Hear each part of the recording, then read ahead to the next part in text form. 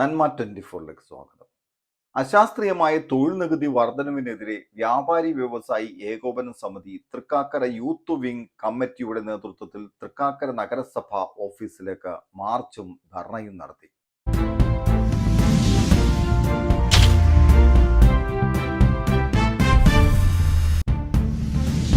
ഈ സമരത്തിന് ന്യായമായ ഒരു തീർപ്പ് വൈസ് ചെയർമാനും മറ്റും ഞങ്ങൾക്ക് നൽകിയില്ലെങ്കിൽ ഇതിനെ ശക്തമായിട്ട് തന്നെ ഞങ്ങൾ നേരിടുകയും ഞങ്ങൾ ആരും തന്നെ മുനിസിപ്പൽ ലൈസൻസ് കൊടുക്കാൻ തയ്യാറാകുകയില്ല എന്നുകൂടി അറിയിച്ചുകൊണ്ടുന്നു.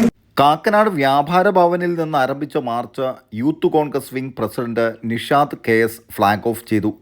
തൃക്കാക്കര നഗരസഭാ കാര്യാലയത്തിന്റെ മുന്നിൽ നടന്ന ധർണ ജില്ലാ general secretary advocate AJ Riyas ഉദ്ഘാടനം ചെയ്തു. ഇവിടുത്തെ വ്യാപാരികൾക്ക്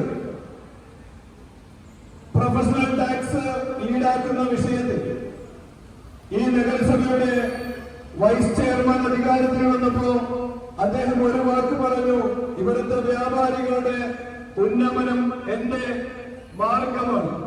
അപ്പൊ നമ്മൾ പ്രതീക്ഷിച്ചു വൈസ് ചെയർമാൻ കാര്യമായി വ്യാപാരികൾക്ക് വേണ്ടി എന്തെങ്കിലും ചെയ്യുമായിരിക്കും. അദ്ദേഹം കണ്ടെത്തിയ ഏറ്റവും നല്ല മാർഗം എന്ന് പറയുന്നത് MA യൂസഫ് അലി എന്ന് പറയുന്ന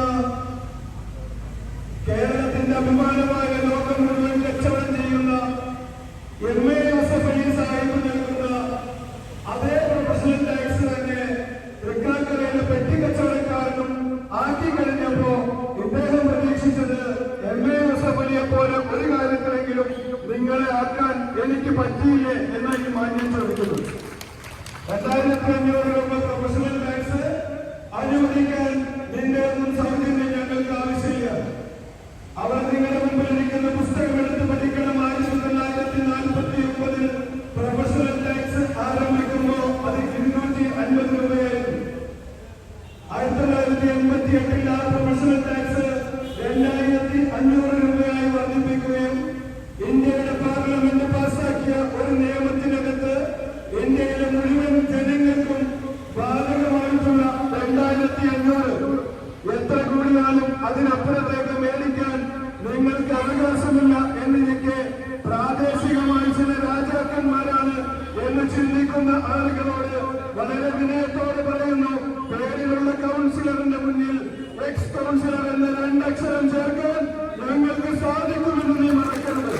അതുകൊണ്ട് തന്നെ ഇവിടുത്തെ ഉദ്യോഗസ്ഥന്മാരോട് ഞങ്ങൾ ചോദിക്കുന്നു, നിങ്ങൾ വലിയ കാര്യമായി പറയുന്നുണ്ടല്ലോ നഗരസഭയുടെ വരുമാനത്തിന് മറ്റു മാർഗമില്ല.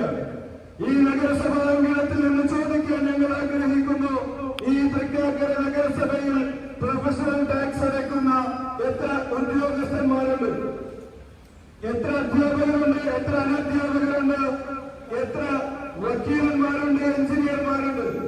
ഇവരിൽ നിന്നൊന്നും നികുതി പിടിക്കാതെ ഇവരിൽ നിന്ന് കിട്ടേണ്ട ഈ ചെറിയ വരുമാനം പിടിക്കുമ്പോ അത് വലിയൊരു നികുതിയായി മാറും എന്നിരിക്കെ അതിനൊന്നും പരിഗണിക്കാതെ നഗരം കുഴിക്കുക എന്നുള്ള ഒരൊറ്റ മാർഗം സ്വീകരിച്ചുകൊണ്ട് ഈ മുനിസിപ്പൽ ലൈസൻസ് എടുക്കാൻ വരുന്ന വ്യാപാരികളോട് നിങ്ങളുടെ ജീവനക്കാരുടെ ലൈസൻസ് പ്രൊഫഷണൽ ടാക്സ് കൂടി തന്നാല് ലൈസൻസ് കൊടുക്കൂ എന്ന് പറയുമ്പോ ഞങ്ങൾക്ക് സൂചിപ്പിക്കാനുള്ളത്, ഒരു കൈ കൊണ്ട് നമ്മൾ തടുക്കുന്നു നിൽക്കാൻ കഴിയുന്ന അച്ചടക്കമുള്ള ഏകോപന സമിതിയുടെ പ്രവർത്തകരായതുകൊണ്ട് ഞങ്ങളകത്തേക്ക് കയറാനുണ്ട്. നേരെ മറിച്ച് അകത്ത് കയറാനാണ് തീരുമാനമെങ്കിൽ അവിടെ കയറാൻ കഴിയുന്ന കരുത്തും തന്റേടവും ഞങ്ങൾക്കുണ്ട് എന്ന് ബോധ്യപ്പെടുത്താൻ തന്നെയാ ഈ സമരം